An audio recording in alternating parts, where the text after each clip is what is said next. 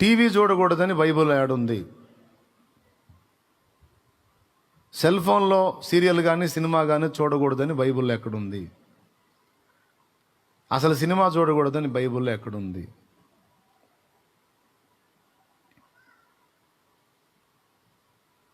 Cigarette తాగకూడదని ఎక్కడుంది? మద్యం అంటే తాగొద్దని ఉంది. త్రాగుబోతులు, దొంగలు, దోచుకున్నవారు, లోభులు వీళ్ళందరూ దేవుని రాజ్యానికి వారసులు కారు అని కొరింథీయులకు రాసిన మొదటి పత్రిక 9వ అధ్యాయము 6వ అధ్యాయము 9వ వచనంలో ఉంది. 6:9 అంతేనా? 6:9గా పర్లేదు, గుర్తుంది మనకు కూడా. అక్కడ త్రాగుబోతులు తన మంచిది కాదు, దేవుని రాజ్యానికి హక్కుదారులు కారు ఉంది. మరి సిగరెట్ తాగొద్దని ఎక్కడ ఉంది?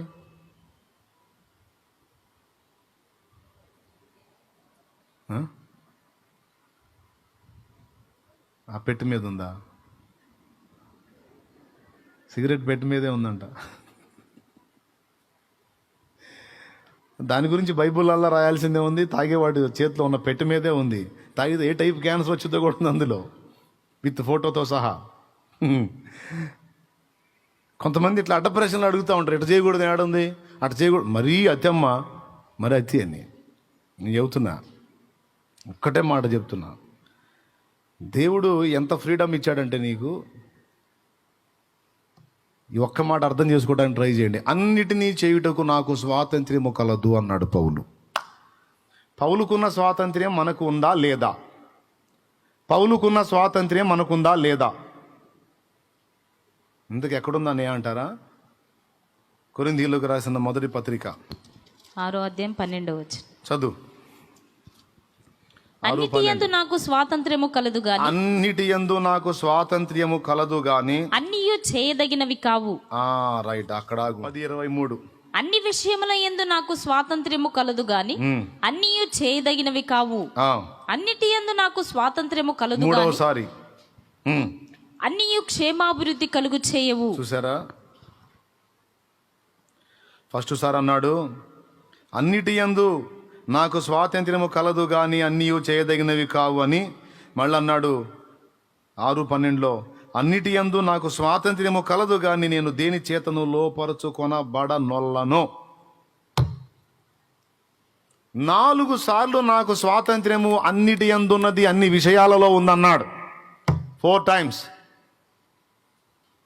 ఇక అందులో సమస్తం ఉన్నాయి. కొద్దిగా మనసు పెట్టి ఆలోచించండి. పౌలు గారికి ఒక్కడికి సంబంధించిన మాట ఇది, మనకు కూడా వర్తిస్తుందా? అన్నిటి యందు స్వాతంత్ర్యం ఆయనకే ఉందా, మనకు లేదా? క్రీస్తు యేసునందున్న ప్రతి ఒక్కడికి ఉందా స్వాతంత్ర్యం? ఇప్పుడు సినిమా చూస్తే తప్పేంటి?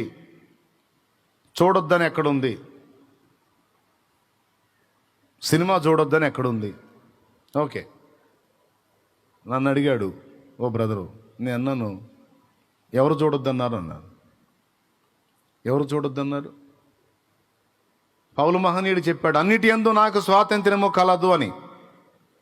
అయితే ఒక్క మాట చూడు, చూసేటప్పుడు నీకు నిర్బంధం లేదు.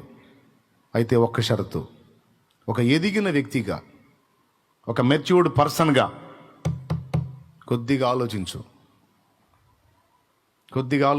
3 గంటల టైము, నీ జీవిత కాలంలో 3 గంటలు విలువైన సమయం. దాన్ని చూడటం వల్ల నీ లైఫ్లో ఒక 3 గంటలు ఖాళీగా ఖర్చు అయిపోయింది. నువ్వు దాన్ని చూడటం వల్ల ఆత్మీయ జీవితంలో బలహీనమైన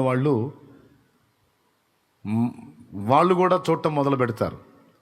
దానివల్ల వాళ్ళ టైం కూడా నష్టం. చూసినందువల్ల అది నీ ఆత్మీయతకి ఏమైనా దోహదపడిద్దా? నీ మనసులో లేనిపోని ఆశలను రేకెత్తించిద్దా? అంటే నీ మనసులో లేనిపోని ఆశలను రెచ్చగొట్టిద్ది, నీలో శరీరేచ్ఛలను పెంచిద్ది. దానివల్ల నీకు కానీ నీతో కూడా ఉన్న వాళ్ళకి కానీ ఏ ప్రయోజనం ఉంది? అవునా? అదే దేవుని పని చేసావనుకో, నీకు ప్రయోజనం, నీ చుట్టూ ఉన్న వాళ్ళకు ప్రయోజనం. ఆ 3 గంటల్లో కనీసం 1 గంట ప్రార్థనలో గడిపి 1 గంట దేవుని వాక్యాన్ని గురించి డిస్కషన్ చేసి 1 గంట సేపు నిద్రపో, హాయిగా శరీరానికి ఆరోగ్యం, మనసుకు నెమ్మది, మైండ్ రీఫ్రెష్ అయింది. ఎంత బాగుంటుంది, నీకు మేలు, చుట్టూన్న వాళ్ళకి మేలు.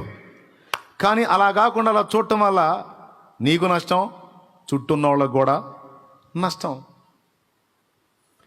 కాబట్టి ఇక్కడ నిర్బంధం లేదు, స్వాతంత్ర్యం ఉంది.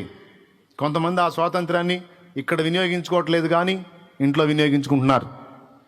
ఇక్కడ ఎట్లా వినియోగించుకుంటారు?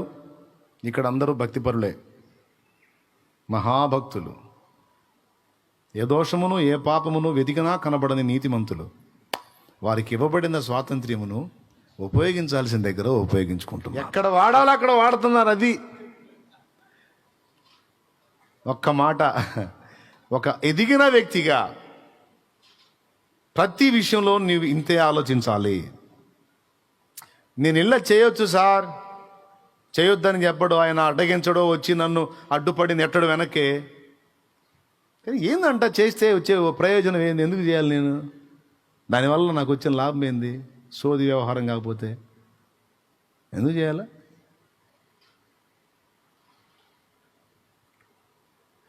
తాగుదాంరా అన్నాడు. ఏ మీ దేవుడు తాగొద్దన్నాడా? తాగమన్నాడు, ఏదైనా తాగమన్నాడు. ఇండోసల్ఫాన్ తాగొచ్చు, నువాక్రాన్ తాగొచ్చు,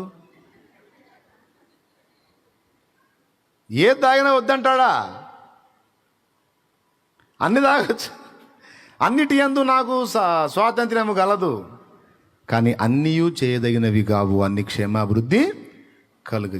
తాగటం వల్ల వచ్చే ప్రయోజనం ఏంది? నలుగురు చేత ఊపించుకోవటం తప్ప. మైండ్ మొద్దుబారిపోయి, లివర్ ఇన్ఫెక్షన్ అయిపోయి, కిడ్నీలు పాడైపోయి, హెల్త్ ఖరాబ్ చేసుకొని, అది దాకపోతే ఇంకో 4 ఏళ్ళు అదనంగా పోతే ఇంకా 4 ఏళ్ళు దేవుని పని చేస్తా, అది దాగితే పెందలాడిపోతా, నా వల్ల జరగాల్సిన పని పాడైపోయిద్ది. పోనీ నేను తాగి కనపడ్డందువల్ల ఏది నువ్వు ఆలోచించుకోవాల్సిన విషయం, నా కుటుంబం మొత్తం భారం కలిగి ఉన్న ప్రార్థన చేస్తారా? ఓ ప్రభువా, నిజంగా మా కుటుంబంలో మా సహోదరుడు ఇంతగా తాగటం నిజంగా మాకెంతో ప్రోత్సాహకరంగా ఉంది తండ్రి. దీన్ని బట్టి మేము బహుగా ఆత్మీయతలో రేపబడుతున్నాం ప్రభువా, నీకు స్తోత్రము. నాయన ఈ తాగుడు ఇలా వర్ధిల్లాలి ప్రభువా, నీకు స్తోత్రం. ఇది మాకు అందరికీ క్షేమాభివృద్ధికరంగా ఉంది ప్రభువా అని ఏమన్నా అనుకుంటారా? ప్రభువా బాగుండేవాడు, వీడికి ఏదో దెయ్యం పట్టింది నాయన, దెయ్యం వదిలించని ప్రార్థన చేస్తారు. నీకు కానీ నీ చుట్టూ ఉన్నవాళ్ళకి కానీ క్షేమాభివృద్ధికరం కానివి ఎందుకు చేయాలి? దేవుడు ఒక్కటే మాట చెప్పాడు, నీ ఇష్టం ఏమైనా చేసుకో అన్నాడు. అబ్బా ఏం చెప్పావు దేవా, థ్యాంక్ యూ, అస్సలు సూపర్ తండ్రి, నిజంగా అసలు చేసుకోబా, నీ ఇష్టం, నీకు అన్నిట్లో ఫ్రీడమ్ ఇచ్చాబా, ఏమైనా చేసుకోబా. అవునా ప్రభా, ఏమైనా చేసుకోవచ్చు, చేసుకో, ఏమైనా చేసుకోపో. అవును నిజంగా నా ప్రభా, నిజంగా చేసుకోపో. కానీ ఒక్కటి, ఒక ఎదిగిన కొడుకుగా, ఒక ఎదిగిన కూతురుగా ఇంక నిన్నేమని కొట్టేది, నీకేమని బుద్ధి చెప్పేది? ఎదిగిన కొడుకుగా, ఎదిగిన కూతురుగా నువ్వు ఉన్నావు. కొద్దిగా ఆలోచించుకో.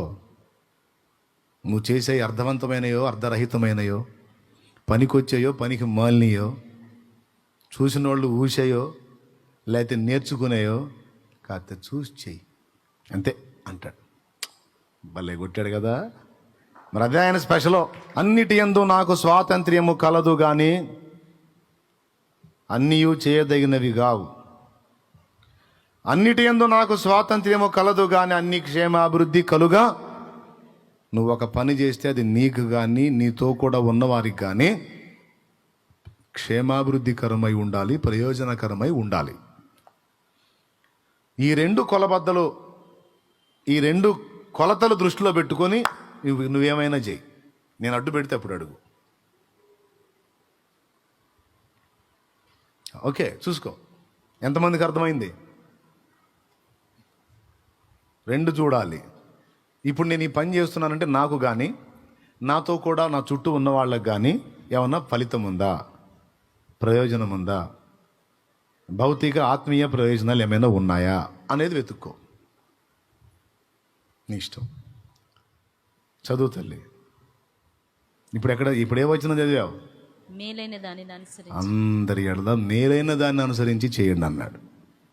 నువ్వేది చేసినా నీకు, నీ కుటుంబానికి, నీ చుట్టూ ఉన్న సమాజానికి మేలుకరమైన ప్రతి పని నువ్వు చేయడానికి సన్నద్ధుడివై, సన్నద్ధురాలివై ఉండాలి.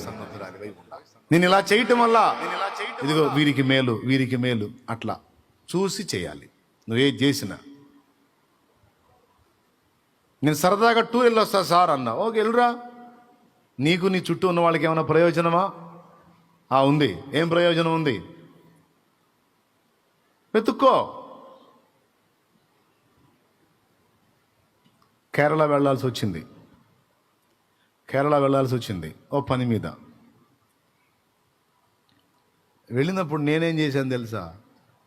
జస్ట్ ఏదో వచ్చానంటే కాదు. కానీ ఇక్కడ దిదుమానబడిన తోమ అడుగుపెట్టి ఈ ప్రదేశంలో పరిచర్య చేసిన స్థలం ఇది కేరళ. కాబట్టి అసలు ఆయన కూర్చున్న సమాచారం ఏమైనా దొరుకుతుందేమని ఆ మందిరాలు మొత్తం తిరిగిపోయి దేవుని కృపలో. హల్లెలూయా. ఏది చేసినా ఎటు పోయినా దేవుని కార్యములకు ఏదైనా ఉపయోగపడే ఉన్నాయా, మన భక్తి జీవితానికి ఆత్మీయతకు ఉపయోగపడే ఏమన్నా ఉన్నాయా అని వెతుక్కోవటం నా అలవాటు. అట్లా మీరు కూడా మనుషులందరికీ మేలైనవి ప్రయోజనకరమైనవి వెతికి చెయ్యమన్నాడు. నువ్వు ఏది చేసినా సరే అది ఇతరులకు కూడా ప్రయోజనకరమైనది, ఇతరులకు కూడా మేలైన దాన్ని అనుసరించి నడుచుకోమన్నాడు.